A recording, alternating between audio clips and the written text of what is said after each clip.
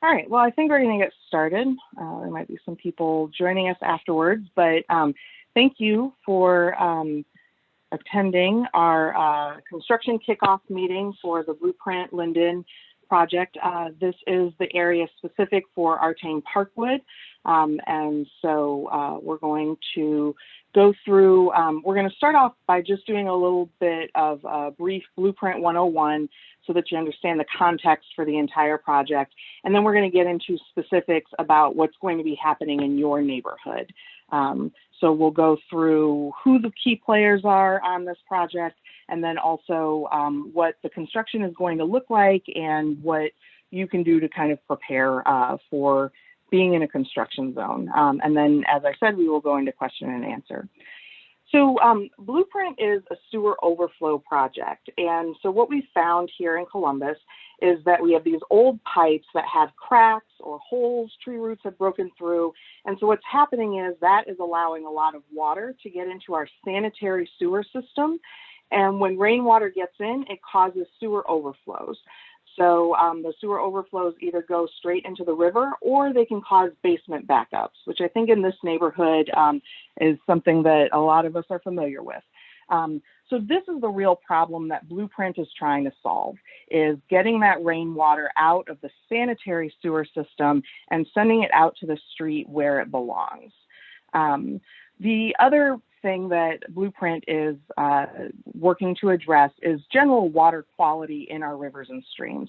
So when it rains, there's a lot of pollution that is picked up on the street. So, dirt, oil, trash, cigarette butts, fine metals from cars. When it rains, that goes straight into those street drains that you see like on the corners. That water goes straight into the river untreated. And so we wanted also an opportunity to figure out how we could clean that water before it gets to our rivers and streams and causes additional impairment. So what Blueprint is doing is really saying all of those pipes that we have that we know are the source of the problem, let's go and fix that problem at its source. So what we're really trying to do here is seal up our sanitary system and get rainwater or storm water out to the sewer system in the street that it belongs in. So we're really trying to get that water away from the houses and then also treat it before it gets to our rivers and streams. So there are four main components of Blueprint Columbus. The first that really addresses that core problem that I was talking about is lateral lining.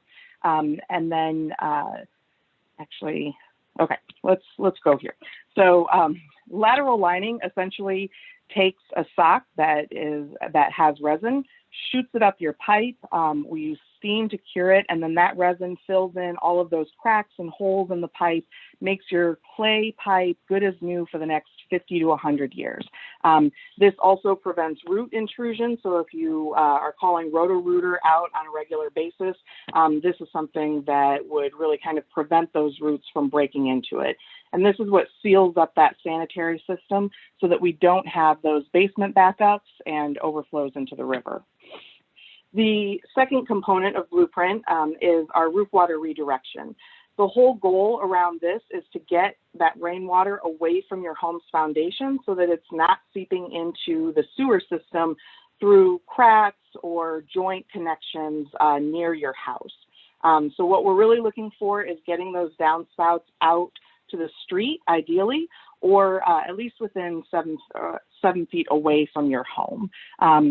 So this is another aspect of Blueprint that we will be coming through and assessing individually. I do want to note, a lot of people already have a system, maybe using rain barrels or things like that. We're not going to disrupt existing systems, but again, the goal is to just get that water away from your home's foundation, whatever form that takes. Similarly, we also offer sump pumps to homes that don't currently have sump pumps. Again, our reason for that is because we want to keep that water away from your foundation.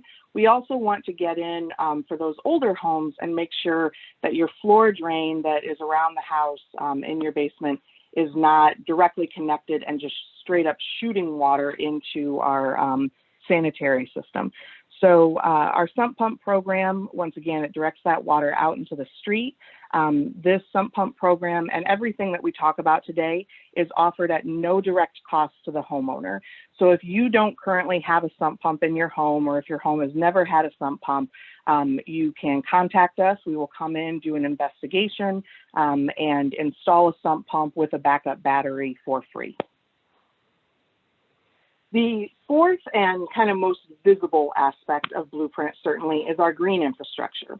So the goal for the green infrastructure is really to take that water off the street, filter it through rain gardens or other types of green infrastructure elements, and then it drains down to an underdrain so that by the time the water gets to the river, it has been cleared of a lot of those pollutants that we're finding in the street. So in essence, a rain garden has several layers here. So obviously the top has some flowers. The flowers are not only just, kind of nice to look at, but they also serve a function of absorbing some of those nutrients and pathogens that we find in stormwater. So nutrients from runoff from people's lawns or things like that. So the flowers can actually absorb some of that. Then there is an engineered soil mixture. We call it biosoil. That's a really fancy term for basically soil mixed with sand. The reason that we use that mixture is so that the water can drain through it faster. Then there is obviously some layers of rocks. And the most important thing that I want to point out is that all of our rain gardens have an underdrain.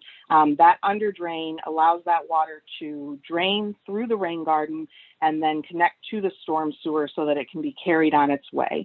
Our rain gardens are designed specifically to drain maximum draining time of 48 hours, although we typically see faster drain time than that. So it's really important that while these things will fill up with rain, they drain down really quickly so that we're not creating mosquito breeding grounds and things like that. So the under drain is just a really critical piece that I want to emphasize for our rain garden designs. When we're talking about installing rain gardens or any kind of green infrastructure, regardless of where that rain garden is, the city is responsible for all maintenance of those rain gardens. The reason for that is because these rain gardens are essentially extensions of our sewer system. So in our mind, they're really no different than storm sewer inlets that you see on the corner. So it's important that we are frequently inspecting these. So at a minimum, we would be out there once a month. We would be doing the weeding, adding mulch if it needs to, plant care, so making sure that the plants don't die, and then also removing any trash, and then most critically checking that under drain and making sure that everything is flowing properly. So I want to be really clear about this. We are not expecting residents to maintain these. We recognize that maintenance of them is really critical, not only for the functionality of them, but then also, to keep these as neighborhood assets instead of eyesores. So with that, I am going to turn it over to our project manager with the City of Columbus, Nick Dominic. Nick, I think you might need to unmute or ask to unmute. There we go. Okay. Yep. And do I have control of the presentation here, or is I just ask you to advance each slide? You don't, unfortunately, so I'll advance for you. All right, that's fine.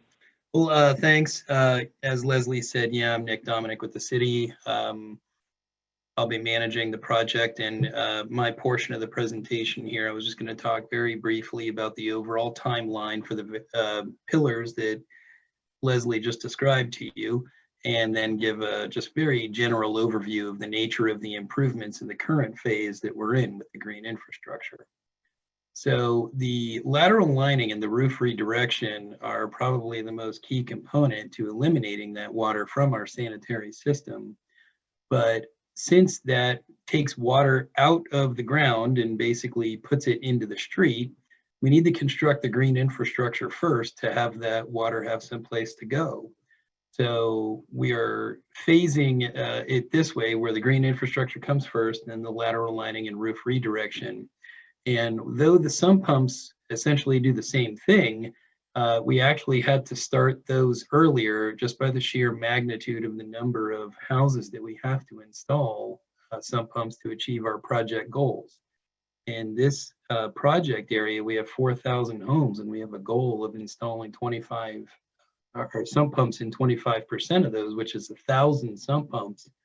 And so just the sheer duration that it would take to achieve that, we had to start that before the green infrastructure. So those are already underway, and if you weren't aware of that, please get in contact with Leslie, because we'd be happy to have you participate in the program. But with respect to the green infrastructure that we'll be talking about tonight, Leslie, if you could flip to the next slide there. Just in general terms, the nature of the improvements that we're doing are bump outs that are similar to the pictures that Leslie showed earlier, and then regional installations, which are just larger rain gardens that we can either locate in park facilities or vacant parcels. And naturally, with the installation of the storm sewers and any potential ancillary work that needs to be done within the right of way, typically this will trigger updating of curb ramps and maybe even water services within the area.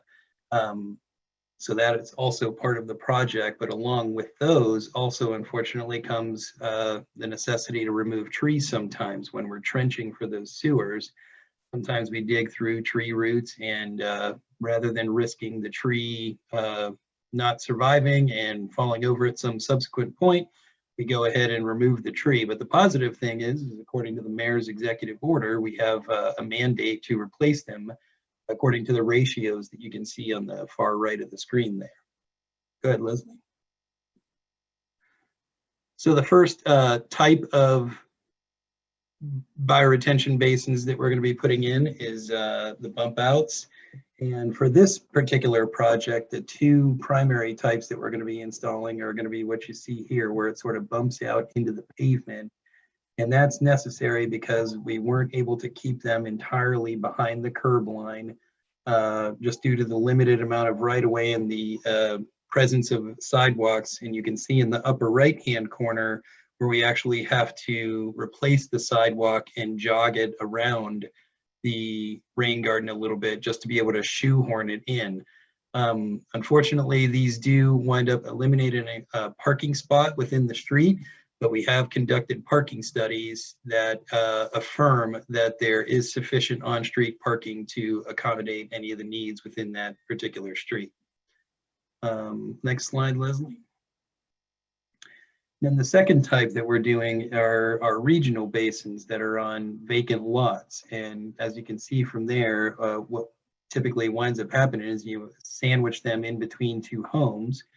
And these are really efficient for us just from a bang for the buck perspective. We can capture a lot of water and eliminate a lot of pollutants from the stormwater system with these. And again, as Leslie mentioned, these will be entirely the responsibility of the city to maintain. And we have a handful of those going in on this project and subsequent projects. Next one, Leslie. And so our overall construction management team here involves not only myself, but also the design engineer. We have a construction manager that is going to be overseeing all 4 of the projects that are going on in this area simultaneously. But this particular project in the Artane Parkwood area, the construction contract will be administered by EMH&T, and finally, our contractor is Danbert. So a significant amount of oversight and ability to respond to any concerns or complaints as they arise. And I will allow Jason Kraus with our construction administration and inspection team to elaborate a little bit further on some of the impacts of the construction itself. Thanks, Nick. Can everybody hear me okay? Yep. Okay. Just generally the construction process and going through this overview will comprise of tree clearing, which on this project will begin as early as February of 2021. So here in a couple months. Once trees are removed and we have clear right of way, we'll begin with utility installation relocation, which is comprised of water line and water service relocations, which provides for installation of the storm sewer and storm drains that are required for the project and connect the rain gardens. After that, we'll install rain gardens and then continue with repaving and restoration of the street and putting it back as we found it. Next slide. So the utility installation relocation, water line and water service, we've got to install storm drain through the street. And in order to do that, there are a couple water lines and water services that are in the way that we'll have to lower and move. This process can take up to 2 to 4 weeks. Therefore, we'll be out in front of your house working on these for a bit of time in order to accommodate this relocation. This will allow for the storm sewer to be installed out in the street or in the rain garden itself. So the rain garden construction includes excavation, drainage of infrastructure installation, as you see here, installation of bioswale and hardscape features, planting and grass restoration that will occur in the spring and fall planting season. Repaving and restoration will require us to, in most cases, replace the paving section that we have to remove to install the storm sewer. In areas where the storm sewer crosses the street, we will provide a finished paving surface from curb to curb. This also includes DPS repaving summer of 2020 on Myrtle and Mulby. Restoration of the rain gardens will include grass and landscape restoration, seed and straw, tree planting, and a general final inspection. The work, along with water line and water service relocation, will require Columbia Gas to move some of their gas services and main line that are in the proposed alignment of the new storm sewer. So there's about 645 feet of main line and lowering service lines below the new infrastructures. And these relocations will occur prior to the blueprint rain garden construction. And these residents that will be impacted will receive notices prior to that work.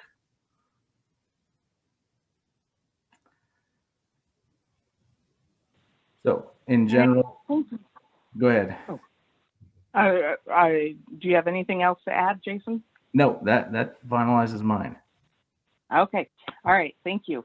Okay. So then we're also going to have our construction manager, Jim Norden, kind of talk about what this means for the residents in terms of how this impacts your day-to-day. So Jim, were you able to get unmuted?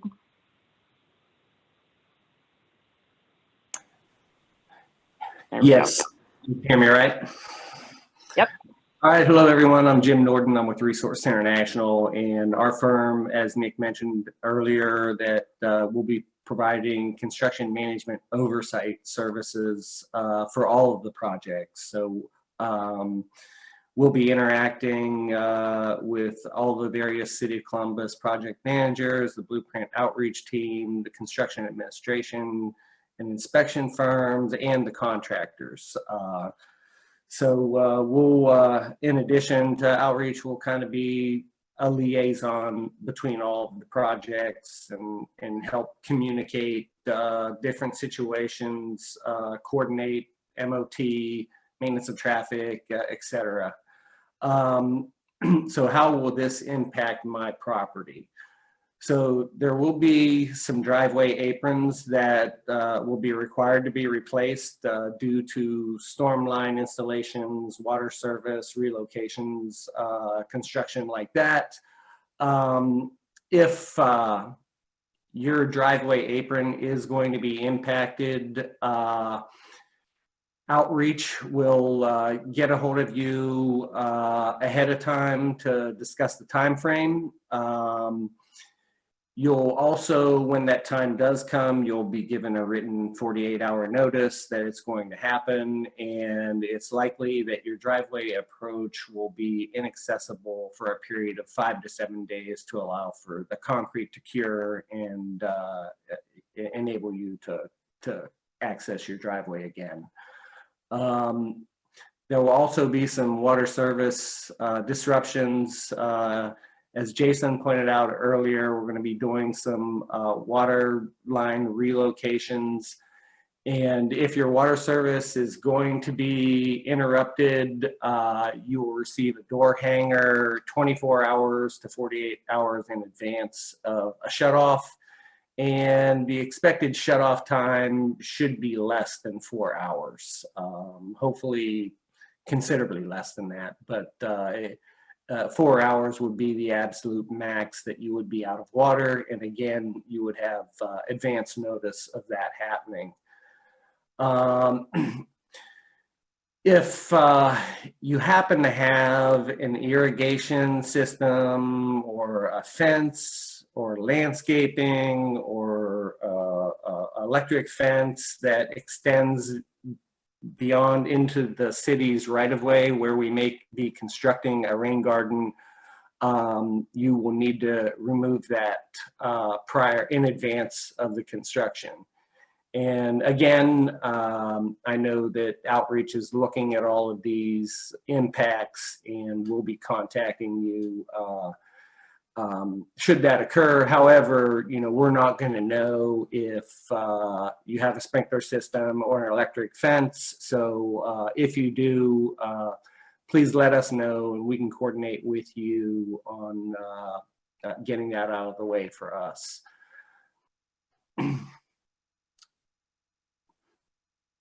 Next slide. So there will be some daytime local road closures. There will also be some sidewalk closures. The contractor is required to submit a pedestrian detour plan where there is sidewalk closures, and the area should be well signed so that you can know how to get around the construction. There'll be some street closures where signage should occur 7 days in advance, notifying you of any street closure. And then we can assist you on how to get around that closure to access your property. In addition to that, where Nick was showing the bump out rain gardens that project out into the street, there will be some one-lane closures where two-way traffic will be maintained with a flagger to get you through the construction zone. And again, I'd just like to reiterate, someone will always be around to assist you and help you get around the construction and work with you to make it as much of an inconvenience or a convenience, to eliminate an inconvenience, let me put it that way. There'll be temporary parking restrictions. Those street sign notices will go out 3 to 5 days in advance. And on the parking restrictions, they will indicate the work dates and the hours of restriction, etc. So please, please honor the parking restrictions. We certainly will coordinate areas where you can park, but we ask that you honor those parking restrictions to enable us to get in and get out of your area. Also, with respect to trash, deliveries, and emergency services, all services will be maintained. So just bring your trash containers out to your normal spot. Let us know if you need accommodations such as medical transport or other needs. You can certainly reach out to the Blueprint outreach team if there's any special accommodations that you need. I can say that they do a very good job in coordinating that, and really will bend over backwards to take care of the residents. I've seen it and experienced it. So what else should you know? The contractor's normal work hours will be between 7 a.m. and 5:30 p.m. Monday through Friday. If you have a water or sewer emergency after hours, please call 614-645-7102.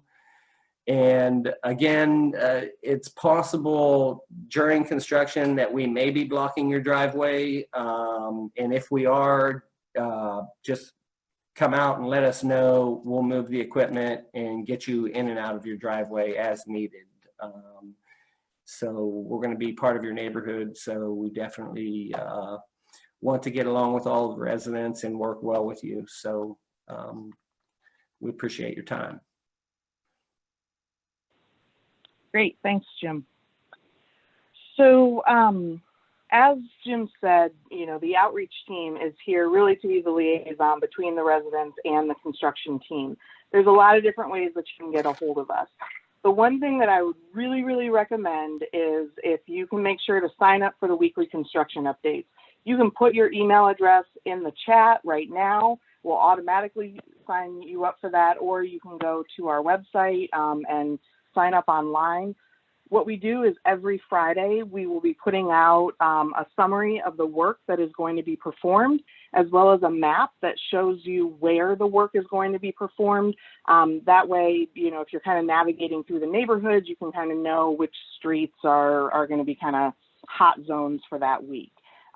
So, you know, I can't stress this enough. Those weekly construction updates are where you'll see what work is planned, so that you know what to expect for the following week. We also, obviously, we have email, we've got a website, we're also on social media, but you can also just feel free to call us. As Jim said, you know, we're not a call center necessarily for Blueprint, and so we have kind of a small team that works on this. So for those after-hour emergencies, there is a number that is staffed 24/7 by the Department of Public Utilities, and so we would ask that you use that after hours. This information is also on our website. So this is how you stay in touch. You know, so once again, those weekly construction updates will be really helpful. All right, so now we're going to move into the question and answer portion of the project. Excellent. So you can use your raise your hand feature. I do see that Allison has asked, when will the rain garden sites be finalized?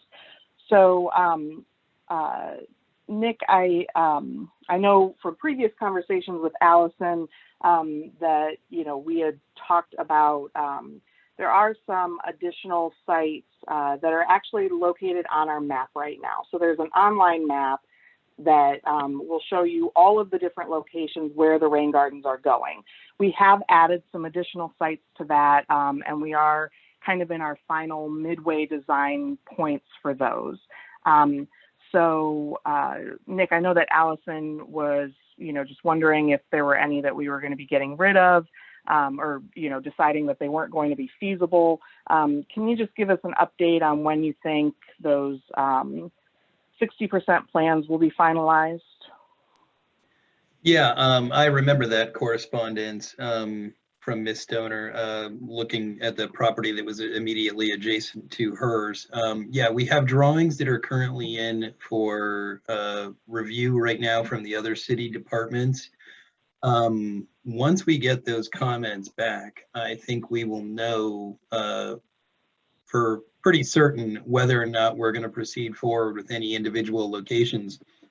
Those comments are due back in December, and so after we've had a little bit of time to digest those comments and regroup if necessary based on the nature and magnitude of those comments, I think we should know what we're going to, you know, what's going to be final come January.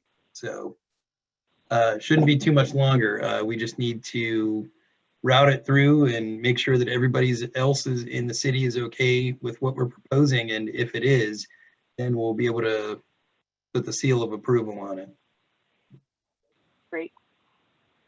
other questions from residents? This is, just so that you know, this is kind of a new process for us, simply because this is our first time, our first project area where we're doing these kind of construction meetings, you know, ahead of when the crew mobilizes. So, you know, also anxious to know if this was answering your questions or concerns, if that's helpful. Or if there's anything that we need to go into more detail about, we absolutely can do that. Okay, Jim, so one of the questions is, how long will the water be off? Jim or Jason, can one of you maybe address that?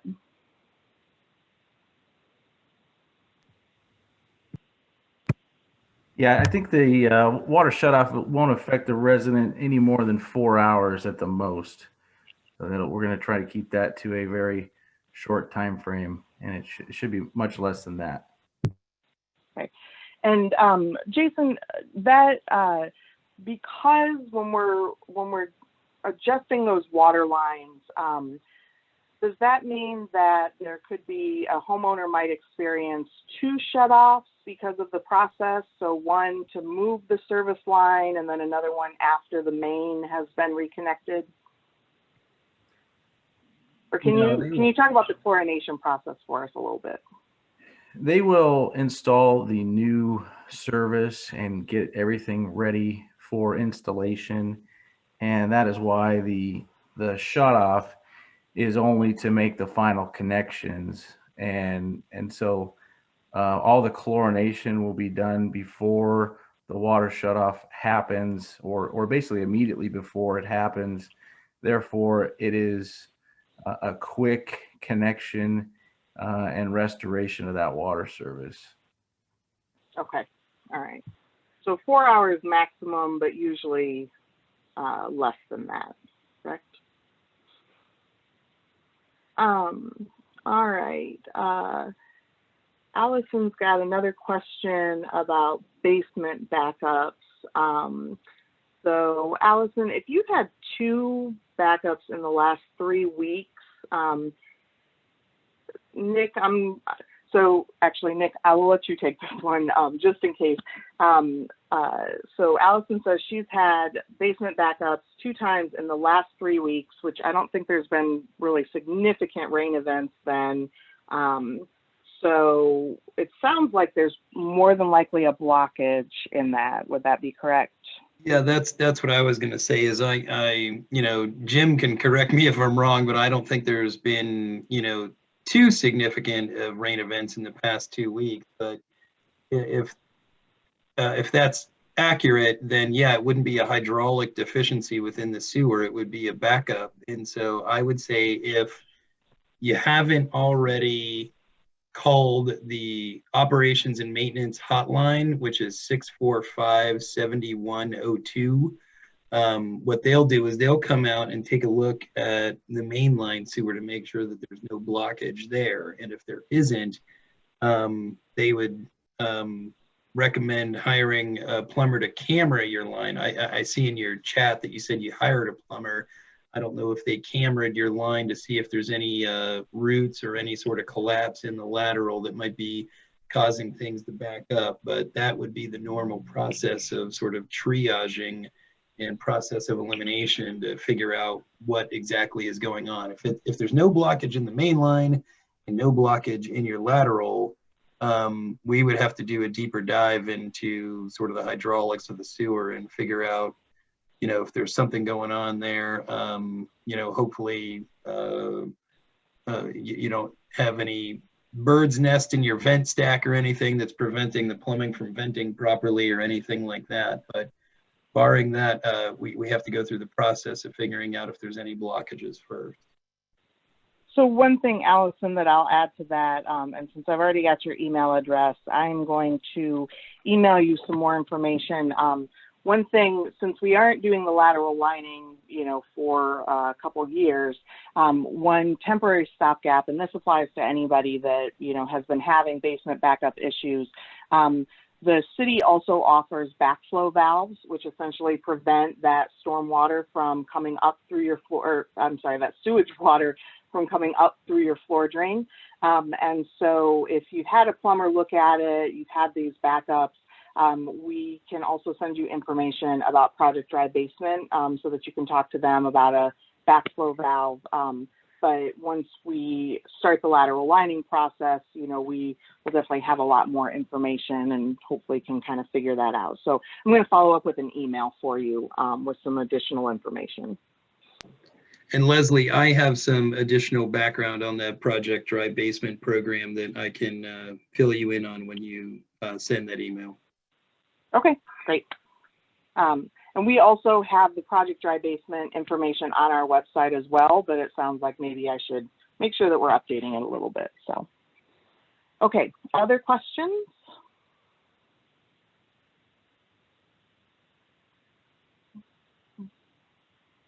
No? Okay. All right. Well, you know, with that, then again, if you've got specific questions about your property, this wasn't, you know, your last time to ask us. We've got, you can contact us anytime. Once again, here's our contact information.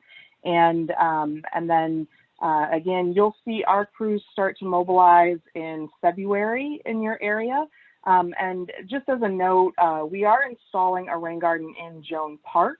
And that will be where some of our equipment is being kept as well. So you're going to start to see activity first in that park. But then, like Jason said, the water line is really kind of the first step in the process. And so once that happens, you'll know that we're there.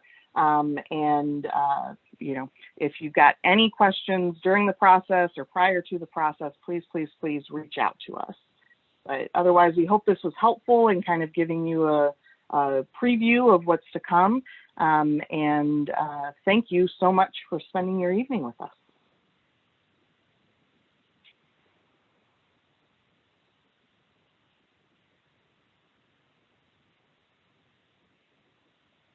All right, I think with that, we're going to close. No more questions? All right, cool. Okay, thank you, everyone.